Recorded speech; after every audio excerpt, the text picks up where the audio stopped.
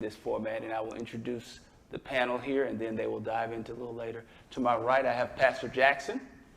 To my left, I have Anthony Dean, and to extended left is Koya Jackson.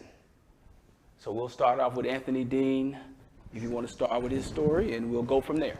Okay. Good evening, everybody. My name is Anthony Dean. I've been a faithful Brown Baptist member since 2016. Today we're talking about mental health, and I was going to start out by saying that I struggle with anxiety and with depression since 2019 when I first started seeing a counselor. Kind of ironic, in 2020, like everyone else, we was hit by a pandemic and some other things that happened in our lives, and I found myself even further in depression. The testimony here we get today is, how do you come out of that? I want to say that, amen, I'm still here. Yes. Number one, I survived. And many times that's the first testimony anyone can say and be excited about, is that not only did we went through the darkest part of our mind, but we still came on the other side. So yes, that's my biggest testimony. Okay. Koya Jackson, also a member of Brown Baptist here. I've been a member here at Brown Baptist for the last 6 years now.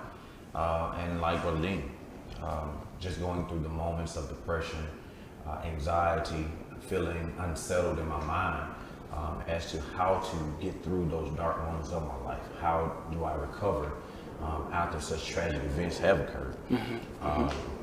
Going through life, there's been moments, well, not so seldom for me, going through marriage, going through moments of loneliness, going through those times where it seemed like there was no way out. You didn't see any way to get past your issue, but yet, you had to fight on and try to continue to help, someone else as you go along that path yourself. And it's been a struggle, but yet, being on the other side of so many difficult issues now, I can see what the joy is to some of the things I have been through. But yet still, I'm here, and it was a struggle getting through. Okay. So just giving testimony as to how I've gone through some things and how I come out on the other side, that I may be able to help someone else through some pains and struggles that they may be facing. Okay. Pastor Jackson. Sure. I'm Pastor Cedric Jackson. I pastor Askew Grove Baptist Church in Longtown, Mississippi. And just like these other two brothers, believe it or not, as a pastor, about 7 years ago, I myself was diagnosed with major depressive disorder and anxiety. And a lot of the same testimony that these two brothers are sharing tonight, I can testify to moments of darkness, times of loneliness, even though I've been married for going on 27 years now. Even with that, it's a whole different feeling to feel alone while you're in relationship with someone. Yes. But that, I believe, is one of the things that depression and anxiety has a track record of doing.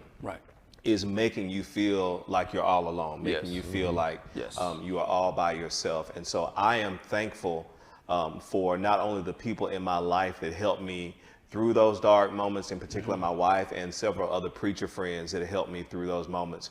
But I'm also thankful to be here on the panel with these other brothers tonight, because the Bible does say, behold how good it is for brothers to dwell together in unity. And so when we identify a common struggle, when we identify some commonality in our stories, I think that goes a long way in bringing us together and allowing us to dwell together in unity. So I'm thankful for you brothers sharing your story tonight, and thankful for the other men at Brown as well.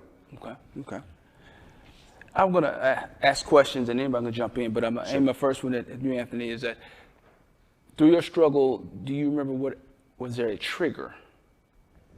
Anything that kind of started the process? And then my next question, anyone can jump on. At one point, did you realize I need to do something, or something is wrong and I need help? That's good. But the trigger for me is when, I owned a business, I just couldn't get up in the morning. Yes. You had that point where the thing that used to motivate you, the thing that drove you to get up every morning, you had that energy, drive. That drive, that motivation. All of a sudden, you wake up and go, what happened? Right? And then you look at the thing that triggered, say, you know what, I may need to get some help, was when I love my boys with all my heart.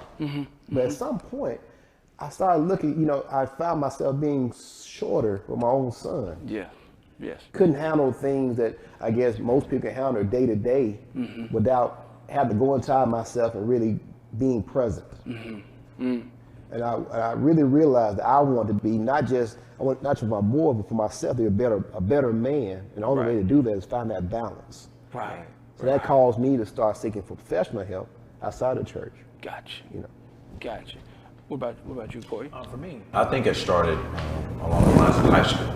Okay. Just going back in time and just looking over my life, I've had the time to recap and look at it. Okay.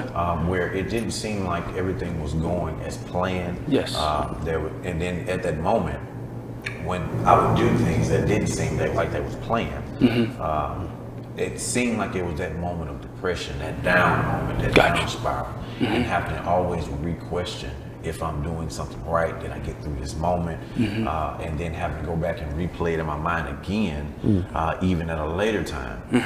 And then even after getting through a situation that occurred and I'm feeling down about it, those moments set in where I didn't feel good about myself. Yes. I didn't feel like I was a whole person.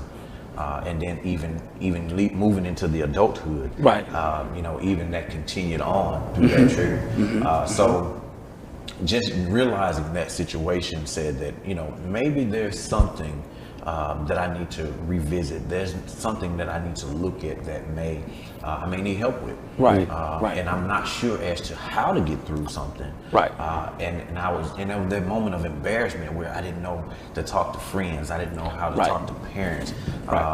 But yet I knew there was something that I needed to do to get through some things, more quickly and more proficiently.